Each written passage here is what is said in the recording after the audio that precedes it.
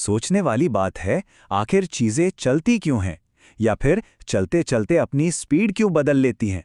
और क्या हर तरह की मोशन यानी गति के पीछे कोई कारण होता है? सदियों से ये सवाल वैज्ञानिकों को हैरान करते आए हैं। चलिए, आज की इस चर्चा में हम इन्हीं सवालों के जवाब ढूंढते हैं और न्यूटन के पहले नियम के पीछे के रहस्यों को समझते हैं।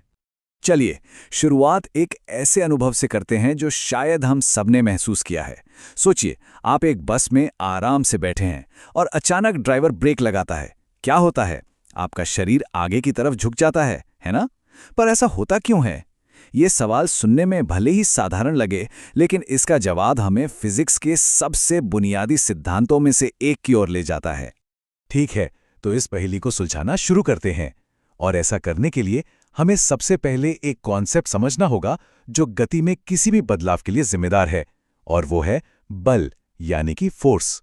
तो ये फोर्स या बल आखिर है क्या चीज? देखिए, इसे हम देख नहीं सकते, छू नहीं सकते, लेकिन इसका असर वो तो हर कोई महसूस कर सकता है। आसान भाषा में कहें तो ये किसी भी चीज पर लगने वाला एक धक्का या खिंचाव है, जो या तो उसे चलाता है, रोकता है, या फिर उसकी दिशा बदल देता है।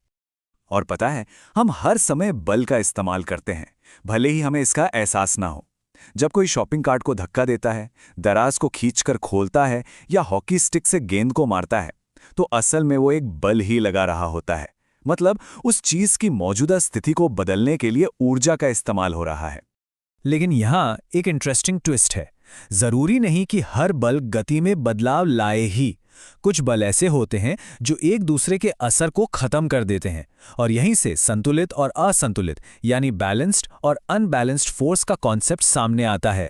इसको ऐसे सोचिए, मान लीजिए दो लोग हैं, एक बक्से को आमने सामने से बराबर ताकत से धक्का दे रहे हैं। क्या होगा? बक्सा हिलेगा ही नहीं, क्योंकि दोनों तरफ से लगने वाले बल संतुलित हैं। लेकिन अगर एक व्यक्ति दूसरे से ज्यादा जोर से धक्का दे तो बक्सा उसी दिशा में आगे बढ़ेगा। अब बल असंतुलित हैं, और यही असंतुलित बल गति में बदलाव का कारण बनता है। चलिए, इसे एक और उदाहरण से समझते हैं। कल्पना कीजिए, कुछ बच्चे एक भारी बक्से को हिलाने की कोशिश कर रहे हैं। पहले वो हल्का धक्का देते हैं, पर बक्सा है कि हिलने का नाम ही नहीं ले रहा। क्यों? क्योंकि जमीन से लगने वाला घर्षण बल यानी फ्रिक्शन उनके धक्के को बैलेंस कर रहा है।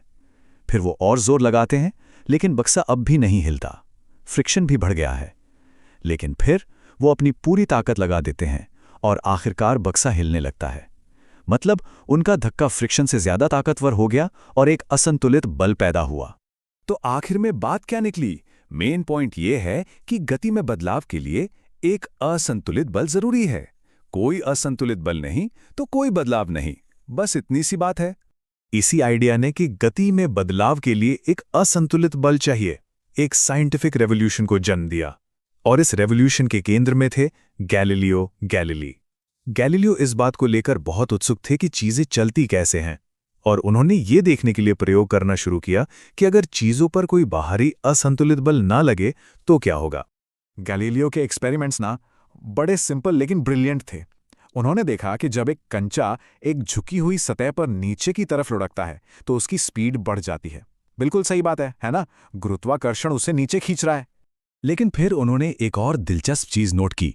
जब वही कांचा एक झुकी हुई सतह पर ऊपर की ओर जाता है तो वो धीमा हो जाता है। फिर से ये भी समझ में आता है, गुरुत्वाकर्षण उसकी स्पीड को कम कर रहा है। और यहीं से चीजें अचानक से बहुत इंटरेस्टिंग हो जाती हैं। गैलीलियो ने सोचा, अगर हम इन सारे झुकाव को हटा दें और सारे फ्रिक्शन को भी गायब कर दें तो क्या होगा? तब एक चलती हुई चीज हमेशा हमेशा के लिए चलती रहेगी। उसे रोकने या धीमा करने के लिए कोई असंतुलित बल होगा ही नहीं। ये क्रांतिकारी विचार था जिसने फिजिक्स के बारे में हमारी सोच को हमेशा के लिए बदल दिया। गैलीलियो के इन्हीं आइडियाज ने एक और महान वैज्ञानिक आइजैक न्यूटन के लिए जमीन तैयार की। न्यूटन ने गैलीलियो के काम को आगे बढ़ाया और उसे अपने पहले नियम के तौर पर दुनिया के सामने रखा। एक ऐसा नियम जो आज भी फिजिक्स की नींव है। न्यूटन के इस पहले नियम को जड़त्व का नियम या लॉ ऑफ इनर्शिया भी कहते हैं। अब ये जड़त्व क्या है? इसका मतलब है बदलाव का विरोध करना। ये हर चीज की एक नेचुरल टेंडेंसी है कि वो जैसा कर रही है वैसा ही करती रहे। अगर कोई चीज रुकी हुई है तो वो रुकी रहना चाहती है, अगर कोई चीज चल रही है तो वो चलते ही रहना चाहती है। और ये जड़त्व या इनर्शिया हर जगह है। इसी की वजह से बस रुकने पर हम आगे जाते हैं और गाड़ी के तेजी से मुड़ने पर हम सीट पर एक तरफ हो जाते हैं। ये फिजिक्स के सबसे बेसिक प्रिंसिपल्स में से एक है और हमारे आसपास की दुनिया को कंट्रोल करता है।